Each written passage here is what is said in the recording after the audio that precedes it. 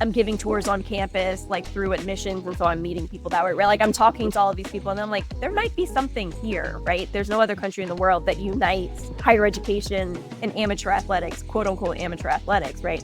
When you have empty stadiums, you've got cardboard cutouts in the stadiums, you've got fan noise being pumped in, you've got teams being tested for COVID like every other day. Somehow there are these waivers that are being signed by athletes to say that they won't come back and get upset with their universities if they get sick, right?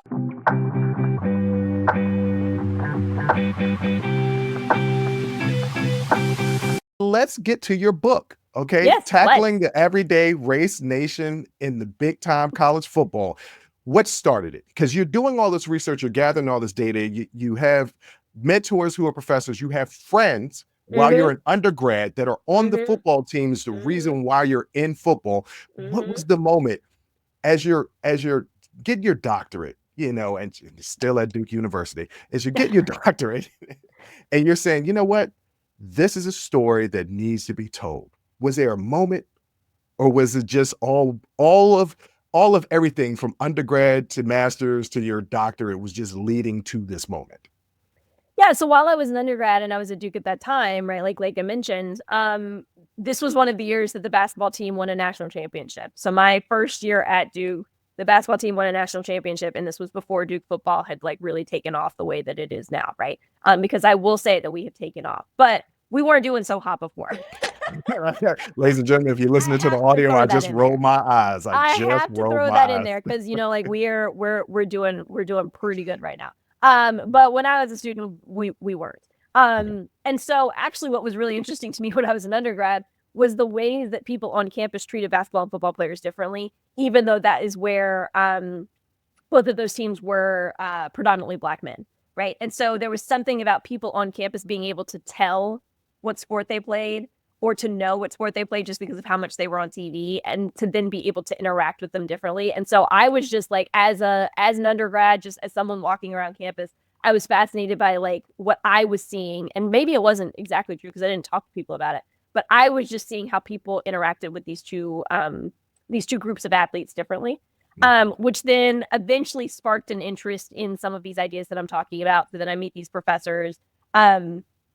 I'm giving tours on campus, like through admissions. And so I'm meeting people that way, right? Like I'm talking to all of these people and I'm like, there might be something here, right? Like in this, like, what is this experience? At that point, it was like, what is this experience of being a college athlete, right? Like a Black man on a college campus and a college athlete.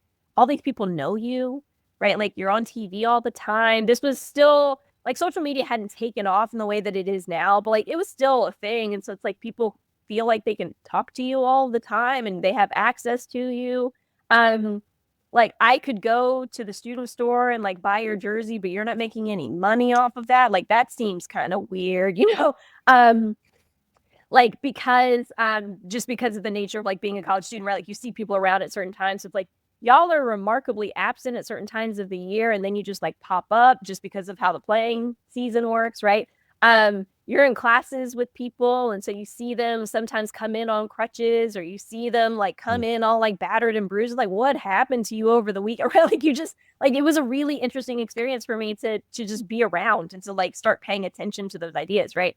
And so then when I went to grad school at the University of Virginia, that's what I went to school with, was a project thinking about like all of these ideas through college football, but specifically college football because the college sports system is unique to the US, right? Like there's no other country in the world that unites higher education and amateur athletics, quote unquote amateur athletics, right? There's no other system in the world that does that. And so college sports in the US are actually like quite a unique space to think about some of these ideas, right? Because of the ways that they are tied to education. And again, because they are amateurs, quote unquote, they're not paid, right? Like, so there has to be a way to distinguish them between professional sports and amateur, like college sports. And so I was just really interested in how all of these dynamics came about. That was the project that I applied to grad school with. That's what I wrote my dissertation about after doing this immersive field work, right? Of like spending all of this time with people. And that's where you kind of bust your ethnographic chops, right? Like you spend all this time with people and you learn from them, and you're trying to figure out like how they're theorizing their own worlds, right? It's not me coming in as somebody who's like an expert and I'm like, this is what's going on, right? Like that's not the point. It's for you to learn from the people about what they are thinking about what's going on with them. And And so then that dissertation eventually became the book, right? And so the fact that I've been working on this for such a significant period of time, right? And then also, if we have to think about, I was doing research in 17, 18, but then the pandemic hits. And then we had that season, primarily that first season of college football play, where football players were sometimes the only player or the only students on college campuses. But they had to quote unquote come back to play for their teams, right? If we're thinking Power 5 and Power 4, depending on how we think about it now. All of these dynamics that I was thinking about were, like, to me, very obviously on display during that season. When you have empty stadiums, you've got cardboard cutouts in the stadiums, you've got fan noise being pumped in, you've got teams being tested for COVID like every other day somehow. Like they have access to all of these tests to test like 150 people every other day, right? They are living in dorms or in residential spaces that they're attempting to seclude them in particular ways, right? Like to help against if there is a COVID outbreak, to like help to protect some of the people. There are these waivers that are being signed by athletes to say that they won't come back and get upset with their universities if they get sick, right? Like there are all of these dynamics that are going on in 2020 that's like, oh, this stuff that I was seeing about labor and exploitation and payment and who's like where the money is split, all of that was like very obviously on display during the pandemic as well. And so all these dynamics came together to me in ways that really made sense for these ideas that I was thinking about. And then that's what all eventually developed into the book. Join the conversation and follow the Unsolicited Perspectives podcast on Apple, Spotify, or wherever you get your audio podcasts.